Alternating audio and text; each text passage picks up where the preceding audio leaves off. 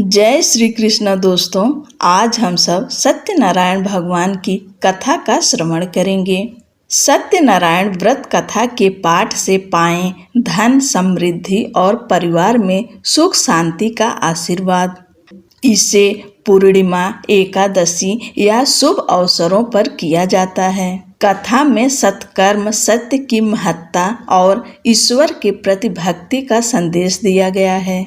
भगवान सत्यनारायण की पूजा से जीवन की कठिनाइयां दूर होती है और सभी मनोकामनाएं पूर्ण होती है। सत्यनारायण व्रत कथा का पहला अध्याय। एक समय की बात है, नैशिरण्य तीर्थ में शौनकादि 88,000 ऋषियों ने श्री सूत जी से पूछा, हे प्रभु, इस कलयुग में वेद विद्या रहित मनुष्यों को प्रभु भक्ति किस प्रकार मिल सकती है तथा उनका उद्धार कैसे होगा। हे मुनि श्रेष्ठ, कोई ऐसा तप बताइए जिससे थोड़े समय में ही पुण्य मिले और मनवांछित फल भी मिल जाए।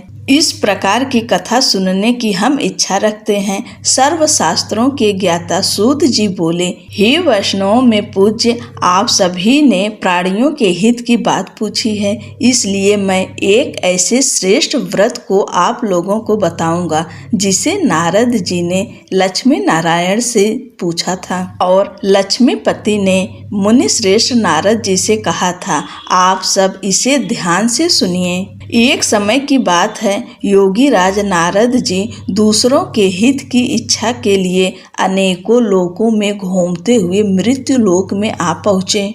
यहाँ उन्होंने अनेक योनियों में जन्मे प्रायः सभी मनुष्यों को अपने कर्मों द्वारा अनेकों दुखों से पीड़ित देखा। उनका दुख देख नारद जी सोचने लगे कि कैसा यत्न किया जाए जिसके करने से निश्चित रूप से मानव के दुखों का अंत हो जाए। इसी विचार पर मनन करते हुए वह अपने विष्णु लोक में गए। वहाँ वह देवों के ईश नारायण की स्तुति करने लगे, जिनके हाथों में शंख चक्र गदा और पद्य थे, गले में वरमाला पहने हुए थे। स्तुति करते हुए नारद जी बोले, हे भगवान, आप अत्यंत शक्ति से संपन्न हैं। मन तथा वाणी भी आपको नहीं पा सकती है। आपका आदि मध्य तथा अंत नहीं है। निर्गुण स्वरूप सृष्टि के कारण भक्तों के दुख को दूर करने वाले हैं। आपको मेरा नमस्कार है। नारद जी की स्तुति सुन विष्णु भगवान बोले, हे मुनि श्रेष्ठ, आपके मन में क्या बात है?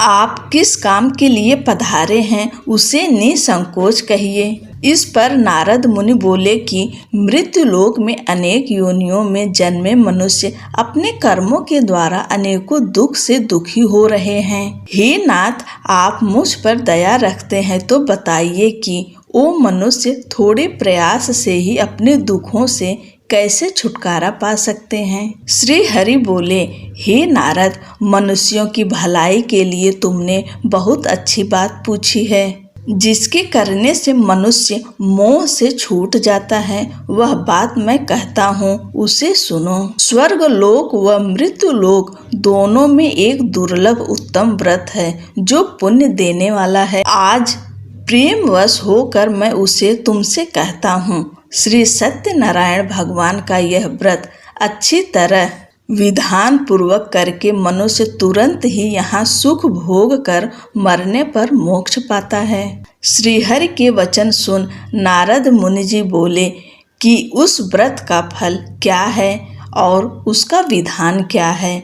यह व्रत किसने किया था, इस व्रत को किस दिन करना चाहिए, सभी कुछ विस्तार से बताएं। नारद की बात सुनकर भगवान श्री हरि बोले, दुख व शोक को दूर करने वाला, यह सभी स्थानों पर विजय दिलाने वाला है। मानव को भक्ति व श्रद्धा के साथ शाम को श्री सत्यनारायण की पूजा धर्म परायण होकर ब्राह्मणों व बंधुओं के साथ करनी चाहिए। भक्ति भाव से ही नैवेद्य केले का फल, घी, दूध और गेहूं का आटा सवाया लें। गेहूं के स्थान पर साठी का आटा, शक्कर तथा गुड़ लेकर वह सभी भक्षण योग्य पदार्थों को मिलाकर भगवान को भोग लगाएं। ब्राह्मणों सहित बंधु बांधवों को भी भोजन कराएं, उसके बाद स्वयं भोजन करें। भजन कीर्तन के साथ भगवान की भक्ति में लीन हो जाएं। इस तरह से सत्यनारायण भगवान का यह व्रत करने पर मनुष्य की सारी इच्छाएं निश्चित रूप से पूरी होती है। इस कलिकाल अर्थात कलयुग में मृत्युलोक में मोक्ष का यही एक सरल उपाय बताया गया है। श्री सत्यनारायण व्रत कथा का पहला अध्याय समाप्त हुआ। बोलिए श्री सत्यनारायण भगवान की जय। सत्यनारायण भगवान व्रत कथा का दूसरा अध्याय। सूत जी बोले, हे ऋषियों, जिसने पहले समय में इस व्रत को किया था उसका इतिहास कहता हूँ, ध्यान से सुनो। सुंदर काशीपुरी नगरी में एक अत्यंत निर्धन ब्राह्मण रहता था। भूख प्यास से परेशान वह धरती पर घूमता रहता था। ब्राह्मणों से प्रेम करने वाले भगवान ने एक दिन ब्राह्मण का वेश धारण कर उसके पास जाकर पूछा, हे विप्र, नित्य दुखी होकर तुम पृथ्वी पर क्यों घूमते हो? दीन ब्राह्मण बोला, मैं निर्धन ब्राह्मण हूँ, भिक्षा के लिए धरती पर घूमता हूँ। हे भगवान, यदि आप इसका कोई उपाय जानते हो तो बताइए। वृद्ध ब्राह्मण कहता है कि सत्यनारायण भगवान मनोवांछित फल देने वाले हैं, इसलिए तुम उनका पूजन करो। इसे करने से मनुष्य सभी दुखों से मुक्त हो जाता है।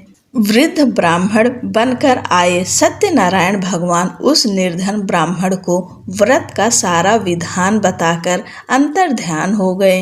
ब्राह्मण मन ही मन सोचने लगा कि जिस व्रत को वृद्ध ब्राह्मण करने को कह गए हैं, मैं उसे जरूर करूँगा। यह निश्चय करने के बाद उसे रात में नींद नहीं आई और वह सवेरे उठकर सत्यनारायण भगवान के व्रत का निश्चय कर भिक्षा के लिए चला गया। उस दिन निर्धन ब्राह्मण को भिक्षा में बहुत धन मिला, जिससे उसने बंधु बांधवों के साथ मिलकर श्री सत्यनारायण भगवान का व्रत संपन्न किया। भगवान सत्यनारायण का व्रत संपन्न करने के बाद वह निर्धन ब्राह्मण सभी दुखों से छूट गया और अनेक प्रकार की संपत्तियों से युक्त हो गया। उसी समय से यह ब्राह्मण हर माह इस व्रत को करने लगा। इस तरह से सत्यनारायण भगवान के व्रत को जो मनुष्य करेगा वह सभी प्रकार के पापों से छूटकर मोक्ष को प्राप्त होगा। जो मनुष्य इस व्रत को करेगा वह भी सभी दुखों से मुक्त हो जाएगा। सूत जी बोले कि इस तरह से नारद जी से नारायण जी का कहा हुआ श्री सत्यनारायण व्रत को मैंने तुमसे कहा। हे विप्रो, मैं अब और क्या कहूँ? ऋषि बोले, हे मुनिवर, संसार में उस विप्र से सुनकर और किस किस ने इस व्रत को किया है, हम सब इस बात को सुनना चाहते हैं। इसके लिए हमारे मन में श्रद्धा का भाव है। सूत जी बोले, हे मुनियों, जिसने इस व्रत को किया है वे सब सुनो। एक समय वही विप्र धन व ऐश्वर्य के अनुसार अपने बंधु बांधवों के साथ इस व्रत को करने को तैयार हुआ। उसी समय एक लकड़ी बेचने वाला बूढ़ा आदमी आया और लकड़ियां बाहर रखकर अंदर ब्राह्मण के घर में गया। प्यास से दुखी वह लकड़हारा उनको व्रत करते देख विप्र को नमस्कार कर पूछने लगा कि आप यह क्या कर रहे हैं? तो उन्होंने बताया कि व्रत कर रहा हूँ तथा इसे करने से क्या फल मिलेगा, कृपया मुझे भी बताएं। ब्राह्मण ने कहा कि सब मनोकामनाओं को पूरा करने वाला यह सत्यनारायण भगवान का व्रत है। इनकी कृपा से ही मेरे घर में धन धान्य आदि की वृद्धि हुई है। विप्र से सत्यनारायण व्रत के बारे में जानकर लकड़हारा बहुत प्रसन्न हुआ। चरणामृत लेकर वह प्रसाद खाने के बाद वह अपने घर गया। लकड़हारे ने अपने मन में संकल्प किया कि आज लकड़ी बेचने से जो धन मिलेगा उसी से श्री सत्यनारायण भगवान का उत्तम व्रत करूंगा। मन में इस विचार को ले बूढ़ा आदमी सिर पर लकड़ियां रख उस नगर में बेचने गया जहां धनी लोग ज्यादा रहते थे। उस नगर में उसे अपनी लकड़ियों का दाम पहले से 4 गुना अधिक मिलता है।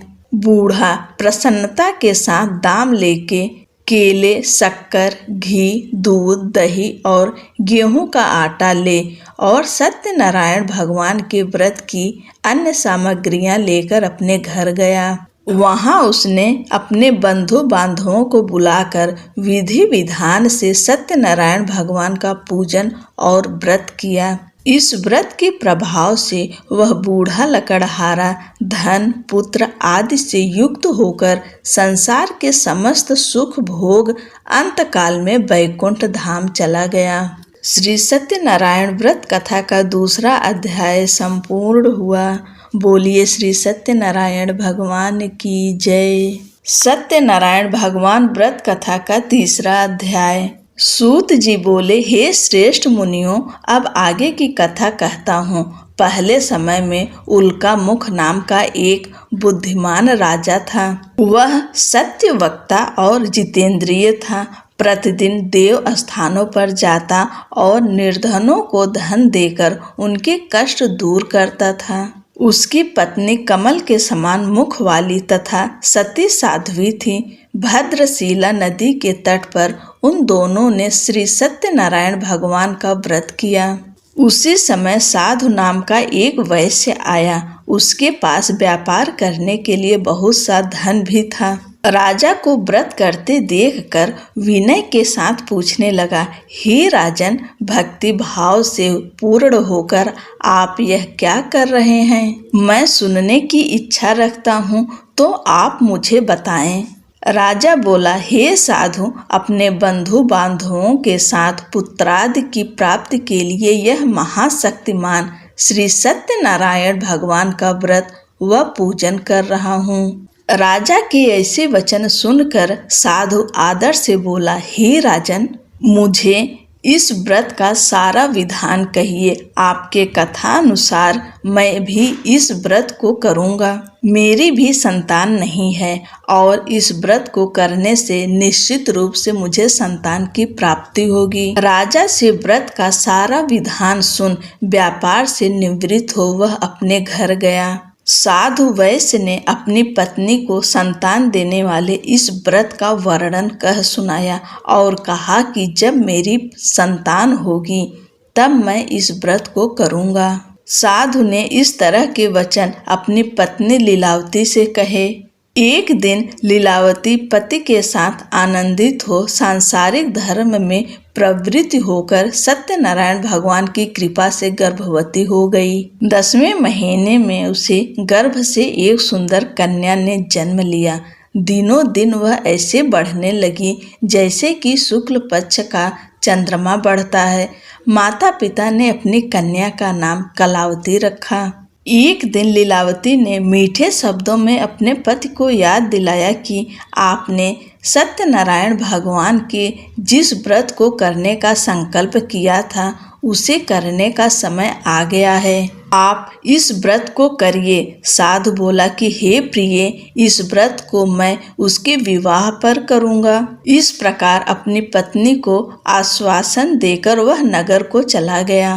कलावती पिता के घर में रह वृद्धि को प्राप्त हो गई। साधु ने एक बार नगर में अपनी कन्या को सखियों के साथ देखा तो तुरंत ही दूत को बुलाया और कहा कि मेरी कन्या के योग्य वर देख कर आओ। साधु की बात सुनकर दूत कंचन नगर में पहुंचा और वहां देखभाल कर लड़की से सुयोग्य वाड़िक पुत्र को ले आया। सुयोग्य लड़के को देख साधु ने बंधु बांधवों को बुलाकर अपनी पुत्री का विवाह कर दिया। लेकिन दुर्भाग्य की बात ये कि साधु ने अभी भी श्री सत्यनारायण भगवान का व्रत नहीं किया। इस पर श्री भगवान क्रोधित हो गए और श्राप दिया कि साधु को अत्यधिक दुख मिले। अपने कार्य में कुशल साधु बनिया जमाई को लेकर समुद्र के पास स्थित होकर रत्नासारपुर नगर में गया। वहां जाकर दामाद ससुर दोनों मिलकर चंद्रकेतु राजा के नगर में व्यापार करने लगे। एक दिन भगवान सत्यनारायण की माया से एक चोर राजा का धन चुराकर भाग रहा था। उसने राजा के सिपाहियों को अपना पीछा करते देख चुराया हुआ धन वहां रख दिया जहां साधु अपने जमाई के साथ ठहरा हुआ था। राजा के सिपाहियों ने साधु वैश्य के पास राजा का धन पड़ा देखा तो वह ससुर जमाई दोनों को बांधकर प्रसन्नता से राजा के पास ले गए और कहा कि उन दोनों चोरों को हम पकड़ लाएं, आप आगे की कार्यवाही की आज्ञा दें। राजा की आज्ञा से उन दोनों को कठिन कारावास में डाल दिया गया और उनका सारा धन भी उनसे छीन लिया गया। श्री सत्यनारायण भगवान के श्राप से साधु की पत्नी भी बहुत दुखी हुई। घर में जो धन रखा था उसे चोर चुरा ले गए। शारीरिक तथा मानसिक पीड़ा व भूख प्यास से अति दुखी हो अन्न की चिंता में कलावती ने ब्राह्मण के घर गई। वहां उसने श्री सत्यनारायण भगवान व्रत होते देख फिर कथा भी सुनी। वह प्रसाद ग्रहण कर वह रात को घर वापस आई। माता ने कलावती से पूछा कि हे पुत्री, अब तक तुम कहाँ थी, तेरे मन में क्या है? कलावती ने अपने माता से कहा, हे माता, मैंने एक ब्राह्मण के घर में श्री सत्यनारायण भगवान का व्रत देखा है। कन्या के ऐसे वचन सुन लीलावती भगवान के पूजन की तैयारी करने लगी। लीलावती ने परिवार व बंधुओं सहित सत्यनारायण भगवान का पूजन किया और उनसे वर मांगा कि मेरे पति तथा जमाई शीघ्र घर आ जाएं। साथ ही यह भी प्रार्थना की हम सबका अपराध क्षमा करें। श्री सत्यनारायण भगवान इस व्रत से संतुष्ट हो गए और राजा चंद्रकेतु को सपने में दर्शन दे कहा कि हे राजन, तुम उन दोनों वैश्यों को छोड़ दो और तुमने उनका जो धन लिया है उसे वापस कर दो। अगर ऐसा नहीं किया तो मैं तुम्हारा धन, राज्य व संतान सभी को नष्ट कर दूंगा। राजा को यह सब कहकर वह अंतर्ध्यान हो गए। प्रातः काल सभा में राजा ने अपना सपना सुनाया। फिर बोले कि बड़े पुत्रों को कैद से मुक्त कर सभा में लाओ। दोनों ने आते ही राजा को प्रणाम किया। राजा मीठी वाणी में बोला, हे महानुभावों, भाग्यवश ऐसा कठिन दुख तुम्हें प्राप्त हुआ है, लेकिन अब तुम्हें कोई भय नहीं है। ऐसा कह राजा ने उन दोनों को नए वस्त्राभूषण भी पहनाए और जितना धन उनका लिया था उससे दुगुना धन वापस कर दिया।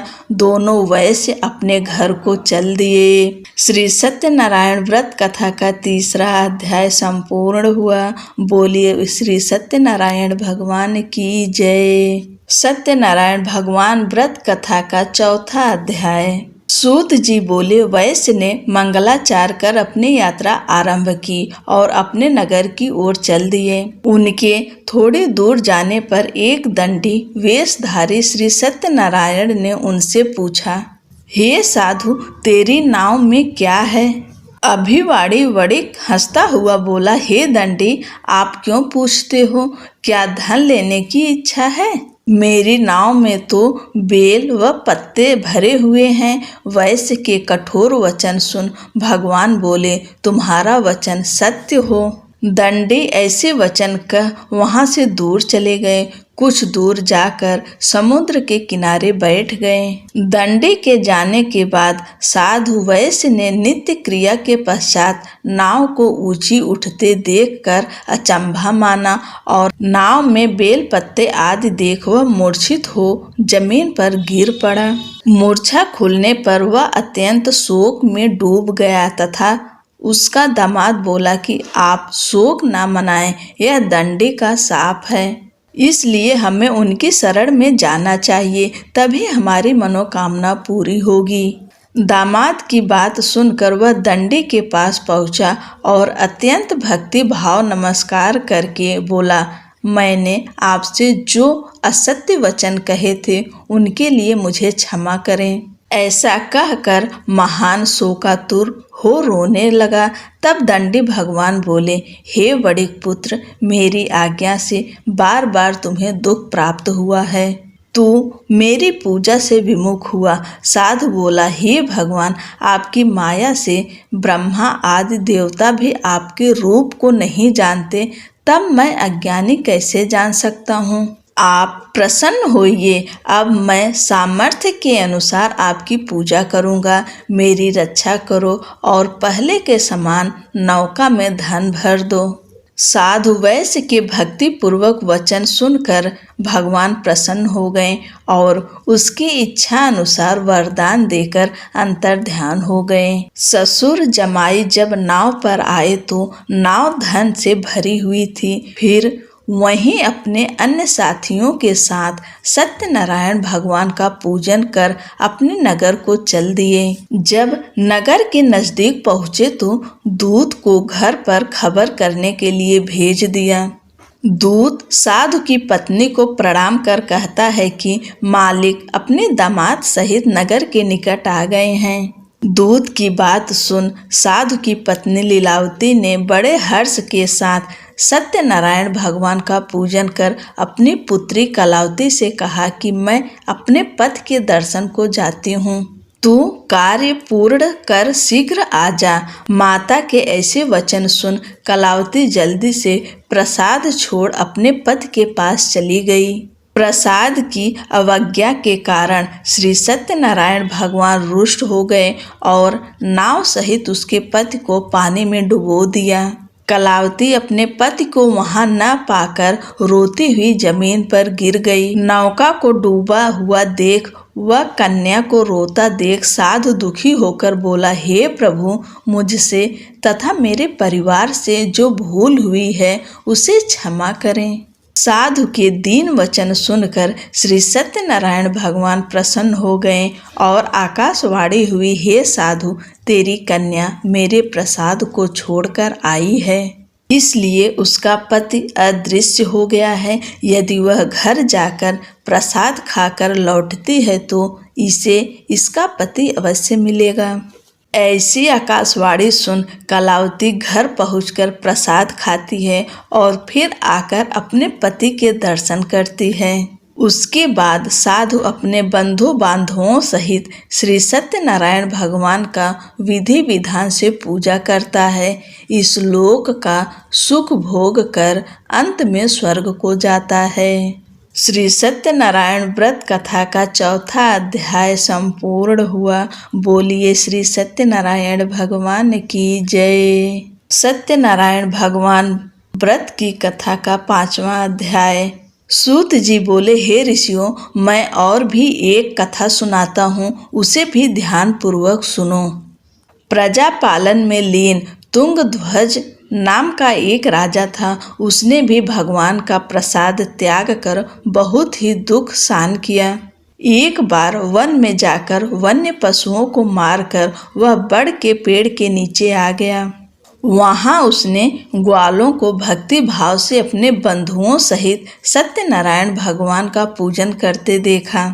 अभिमानवश राजा ने उन्हें देखकर भी पूजा स्थान में नहीं गया और ना ही उसने भगवान को नमस्कार किया। ग्वालों ने राजा को प्रसाद दिया, लेकिन उसने वह प्रसाद नहीं खाया और प्रसाद को वहीं छोड़ अपने नगर को चला गया।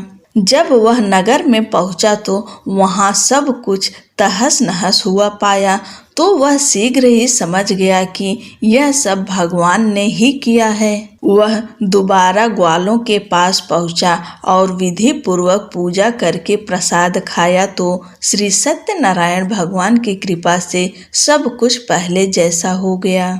दीर्घ काल तक सुख भोगने के बाद मरणोपरांत उसे स्वर्गलोक की प्राप्ति हुई।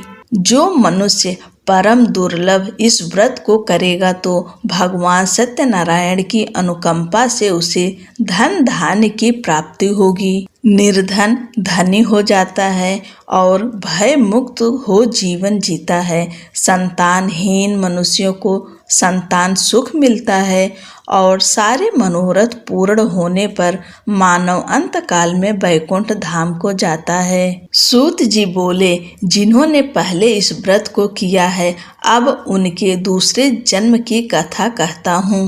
वृद्ध शतानंद ब्राह्मण ने सुदामा का जन्म लेकर मोक्ष की प्राप्ति की। लकड़हारे ने अगले जन्म में निषाद बनकर मोक्ष प्राप्त किया। उल्का मुख नाम का राजा दशरथ होकर वैकुंठ को गए। साधु नाम की वैश्य ने मोर ध्वज बनकर अपने पुत्र को आरे से चीरकर मोक्ष पाया। महाराज तुंगध्वज ने स्वयंभू होकर भगवान में भक्ति युक्त हो कर्म कर मोक्ष पाया। श्री सत्यनारायण व्रत कथा का 5वां अध्याय संपूर्ण हुआ। बोलिए श्री सत्यनारायण भगवान की जय। पूरी कथा श्रवण करने के लिए आपका धन्यवाद।